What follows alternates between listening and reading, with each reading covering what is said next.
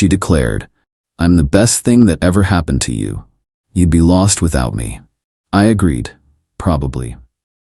Then I got lost in a 6-figure job offer in another country. Her voicemail begging to come was returned to sender. Original post: I, 31 male, need to get this off my chest while I'm sitting in the airport lounge waiting for my flight to board. Still processing everything that went down these past few weeks. Melissa, 29, and I were together for 4 years, lived together for the last 2. She's in PR, makes decent money, always dressed like she stepped out of a magazine. Me, I'm a software architect. Not the flashiest job, but I'm good at what I do.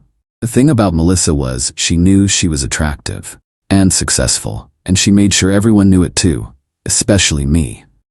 Trevor, honestly, you're so lucky I'm with you. Do you know how many guys hit on me at networking events? You'd still be wearing those awful cargo shorts if I hadn't fixed your wardrobe.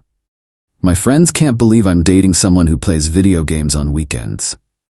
The Greatest Hits collection, played on repeat for 4 years. The breaking point came 3 weeks ago at her company's holiday party. Black tie event, fancy hotel downtown. I'd bought a new tux, her choice obviously. Gotten a haircut, the works. Thought I looked pretty sharp actually. We're at the bar when her colleague Brad walks up. Investment banker type, you know the look. Melissa immediately lights up, touching his arm, laughing at every mediocre joke. "So Trevor, Melissa tells me you work with computers?" "Software architecture, yeah, working on some interesting distributed systems stuff." Right, must be nice having stable hours. Banking keeps me busy, but the bonuses, well, someone's gotta fund the lifestyle, right?" Winks at Melissa. Melissa laughs, actually laughs, then says, "Trevor's sweet, but he's not exactly ambitious. I'm the best thing that ever happened to him. He'd be totally lost without me." The whole group goes quiet. Even Brad looks uncomfortable. Me, probably. That's all I said.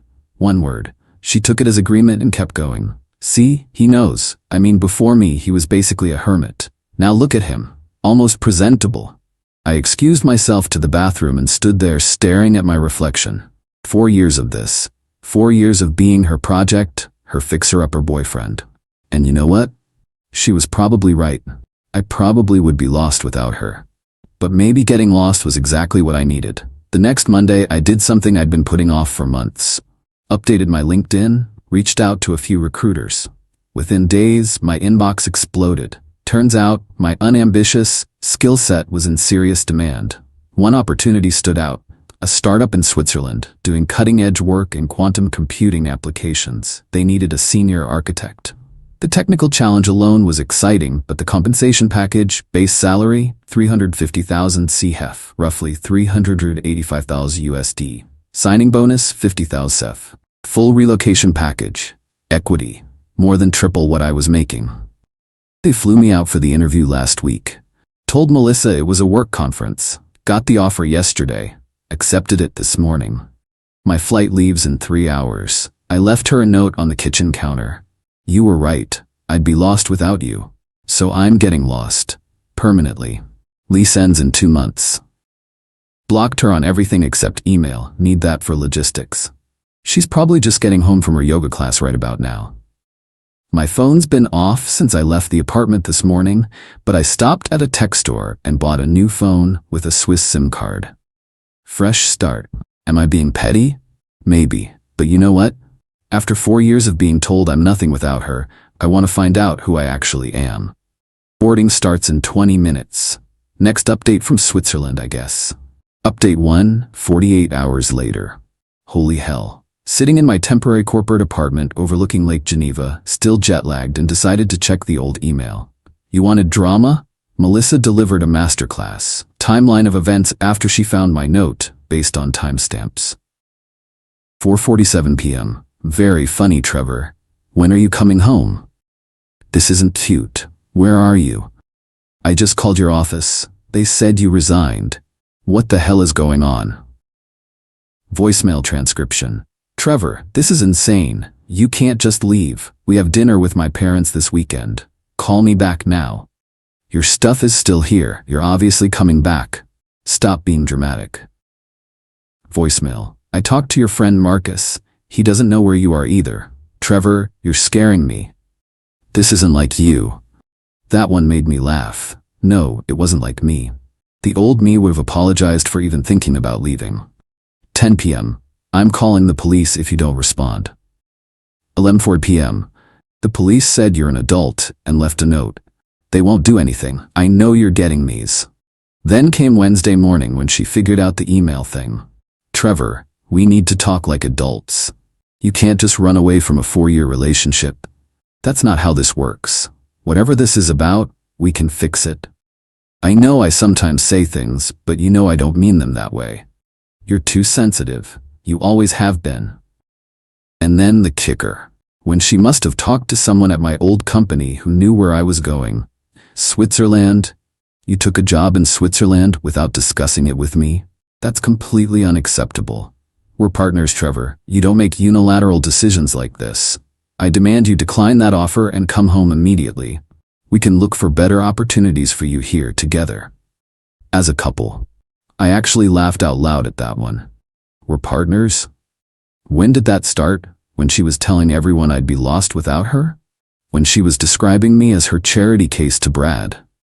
But the best part came about an hour ago. A new email with the subject line, I'm coming to Switzerland. Trevor, I've thought about it, and maybe this could work for us. I can do PR anywhere, and Switzerland could be an adventure. I've already started looking at apartments online. We'll need at least a 2-bedroom, and I'll need a car. I assume your package includes housing assistance? Send me the details so I can start planning. We should talk about engagement rings too. If we're moving internationally together, we should make it official. My flight gets in Friday at 2 p.m. Pick me up at the airport. We have a lot to discuss. The entitlement. The absolute breathtaking entitlement. She bought a ticket. She actually bought a plane ticket to Switzerland, assuming I'd just, welcome her with open arms? Set her up with a new life? After everything, my response, Melissa, do not come to Switzerland. You are not welcome here. We are not together. We will never be together again. This is not a discussion or negotiation. The apartment lease and utilities need to be transferred to your name or terminated. My portion of this month's rent is on the kitchen counter. My belongings can be donated or disposed of. I've taken everything I need. Any further contact should be regarding logistics only. Trevor. Her response was immediate. You don't get to just end things, Trevor. I've invested 4 years in you. In US, I made you who you are. That job you have, you only got it because I pushed you to be better. Because I motivated you, you owe me. I owe her. For 4 years of being told I wasn't good enough. For 4 years of backhanded compliments and public humiliation. Right? The Swiss team has been incredible, by the way. Already introduced me to the group, showed me around the office. Everyone's brilliant. But actually, nice, like genuinely collaborative. No one's tried to tear me down to build themselves up. Novel concept. My technical lead actually said, we're lucky to have someone with your experience. Lucky. To have me. Still processing that.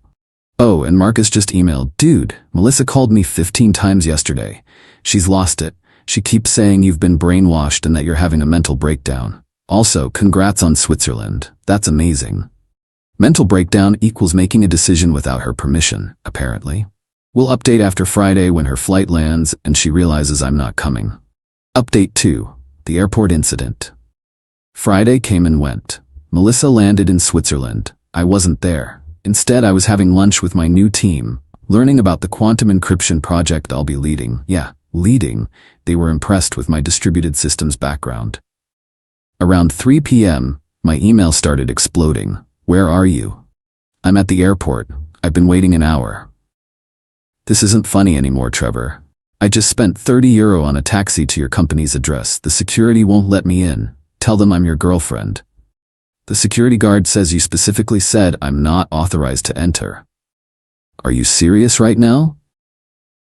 Then came the voicemails, forwarded by my old friend who she'd somehow convinced to give her his number to try reaching me.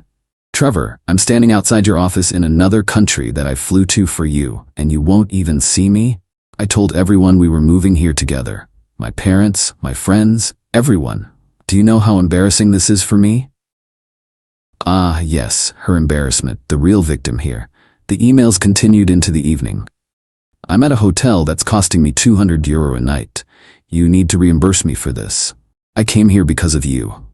The least you can do is meet me for dinner to discuss this like adults. I saw your office. It's impressive. We could have a really good life here, Trevor. Don't throw us away over one comment at a party. One comment. She thinks this is about one comment. Saturday morning, she found my LinkedIn and saw my new title and company. Senior Principal Architect? You got promoted and didn't tell me? I'm so proud of you, baby. See, I told you that you just needed someone to push you. You're welcome, by the way. She actually took credit for it, for the job I got by leaving her. But here's where it gets truly unhinged. Saturday afternoon, I met someone at the hotel bar who works at your company. Small world. We're having drinks tonight. Maybe I'll hear some interesting stories about you. My blood went cold. I immediately messaged my manager, explaining briefly that someone I'd ended a relationship with had followed me here and was trying to make contact through colleagues. His response? Thanks for letting me know. I'll send a company-wide reminder about not discussing employee personal information with non-employees. Do you need any additional support? We take employee safety seriously. Employee safety. Not don't bring your drama to work or handle your personal life. Just support. Sunday, yesterday, was when Melissa realized I was serious. Fine. You want to be alone? Be alone. But you'll regret this, Trevor. You'll realize what you've lost. No one else will tolerate your gaming addiction and your social awkwardness and your complete lack of ambition. Lack of ambition. I'm literally helping develop quantum-resistant encryption protocols that could revolutionize cybersecurity. But sure, no ambition.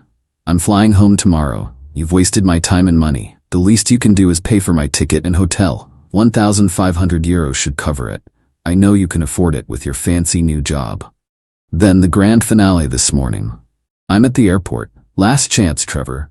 Come say goodbye at least. We spent 4 years together. Don't you think I deserve that much? My response, Melissa, you chose to fly here against my explicit wishes.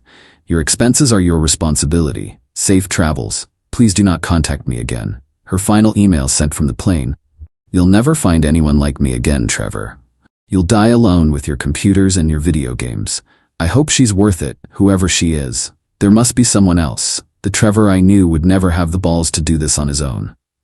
And there it is. She can't comprehend that I left for me. Not for another woman. Not for revenge.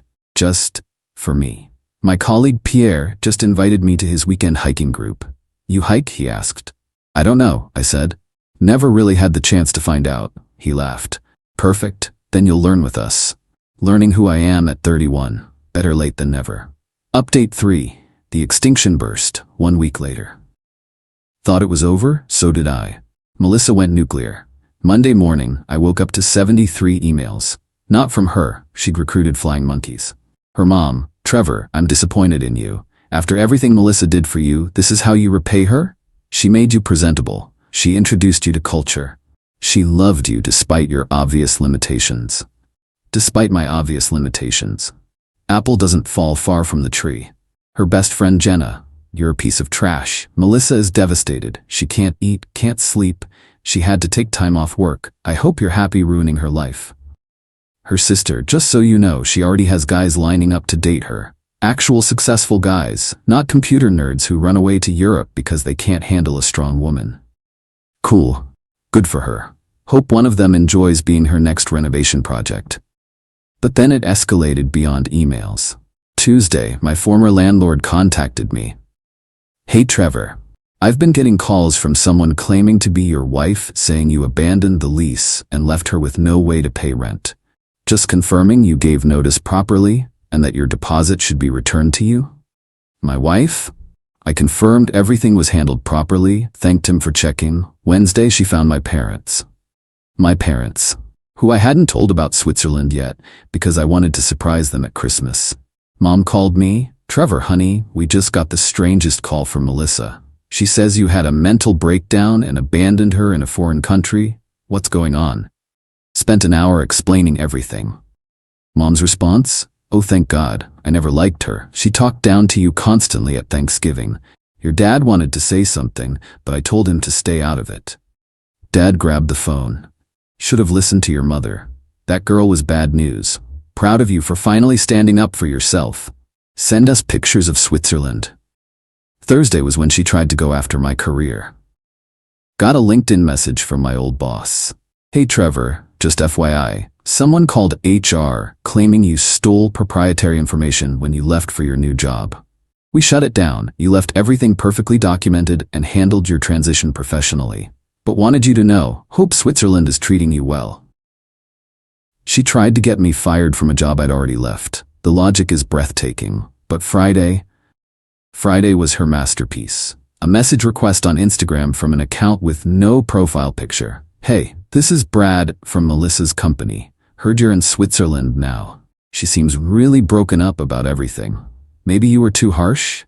She talks about you constantly at work. It's actually affecting her performance. Whatever happened between you two, maybe you could just talk to her? For closure? Brad. The investment banker she was flirting with right in front of me.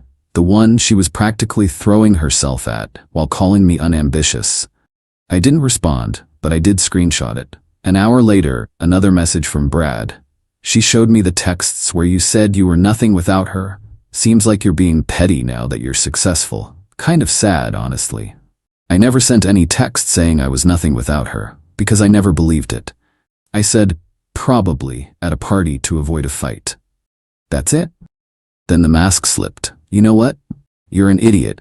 Melissa is incredible and you threw her away for what? Money? A job? She made you everything you are. Saturday morning, Melissa herself from a new email.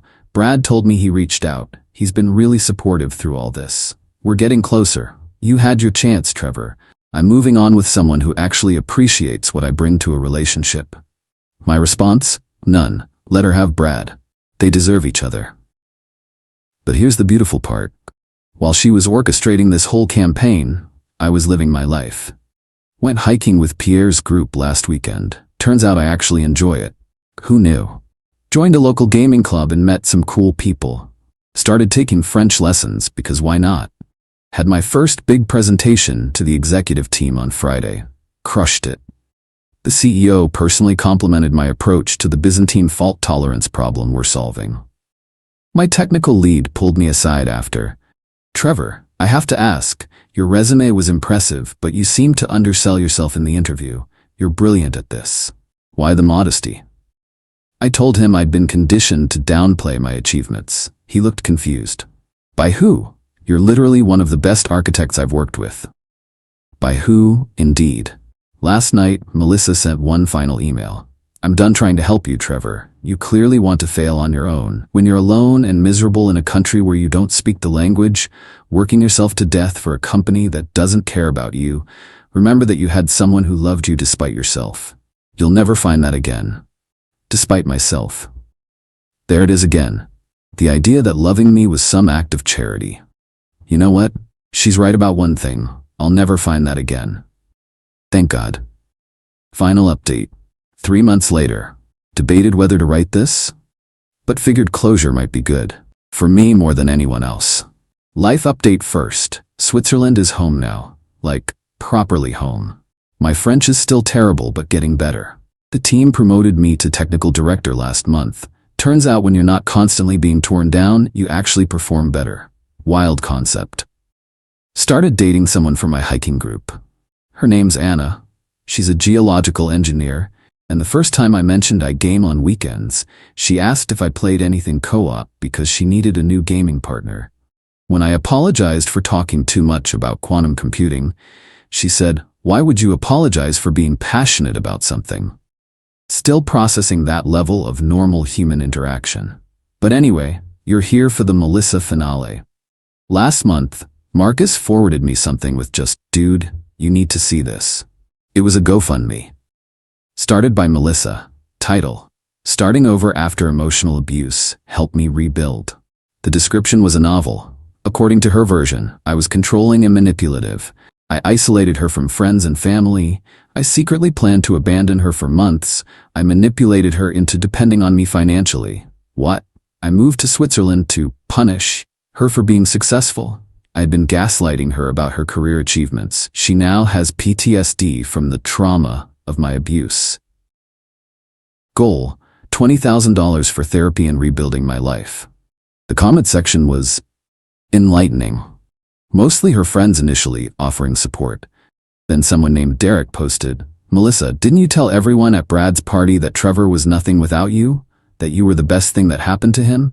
This seems different from what you were saying 3 months ago." The comment was deleted within an hour, but screenshots were already circulating. Then Brad himself commented, "We're not together. Stop telling people we are. Also, you said he was a loser who you were embarrassed by. This revisionist history is concerning." That stayed up for a whole day before disappearing. The GoFundMe raised $340, all from her mom and sister, before being taken down. But here's the actual final straw. She applied to my company. To my company. In Switzerland. My manager called me in. "Trevor, this is awkward, but someone named Melissa Rodriguez applied for a PR position. She listed you as a reference and claimed you worked together on several projects. I wanted to check before HR processed anything." I told him the truth, the whole truth. Showed him some of the emails, the fake Brad messages, the GoFundMe. His face went through about 12 different expressions. "We'll be declining her application. Also, I'm forwarding this to security in case she tries to visit again." This is stalking, Trevor. You know what the strangest part is? I don't even feel angry anymore. Just free? Her prediction was that I'd be lost without her, alone and miserable, unable to function. Instead, I'm making more money than I ever imagined, living in a beautiful country, dating someone who actually likes me for me, and working on technology that might literally change the world. Meanwhile, she's creating GoFundMes and applying to my company because her Brad thing clearly didn't work out. I wasn't lost without her. I was lost with her. Turns out the only thing I needed to find was the exit. Anyway, that's it. Story's over. Block, delete, move on. The Swiss way, apparently. Anna just texted asking if I want to try the new restaurant by the lake tonight. I do. I really do. Life's good when you're lost. Edit. Since someone asked, no, I never paid her that €1,500. And yes, my parents visited last month. Dad spent the entire trip saying, "I can't believe she called you unambitious" every time he saw my office. Mom has decided Anna is refreshingly normal. High praise in mom language.